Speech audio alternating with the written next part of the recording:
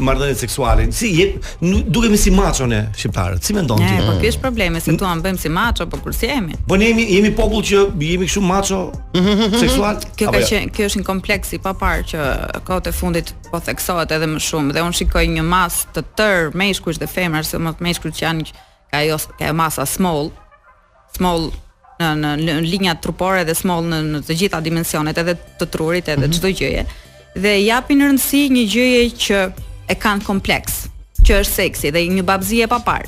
Po pse vazhdon të jemi frustruar kaq shumë? Dhe ky frustrim vjen edhe sepse seksi promovohet dhe nuk promovohet dashuria ose marrëdhëniet njerëzore, nuk promovohen. Promovohet që sikur ke dalë për peshk, që domethënë sa ke kapti, kjo është skandaloze. Primare sot. Domethënë trupi dhe çdo gjë që shifet, është sikur ti ke shkuar në treg edhe numëron sa bëre. Ja kështu dëgjoj, domethënë rinia sot më është komplet tamam. Domethënë sikur kanë dalë për gjallë dhe ç'a bën, edhe nuk gjejnë rehat, nuk gjejnë qetësi, nuk është se i po frustron njëri apo i ka penguar njëri. Ne nuk kisha një material të shkruar, por nuk e lexova, po për tangat. Kush i ka shpik tangat? Se di. Sinqerisht. Ajo ka shkatruar botën, pra vetëm. Jo, si pozicion gjeografik që jemi në Shqipëria.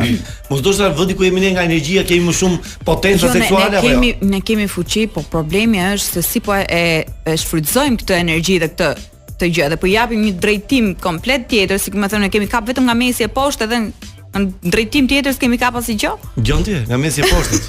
Vetëm kështu. Ka rrypin. Edhe gjithçka bëhet rreth kësaj tani.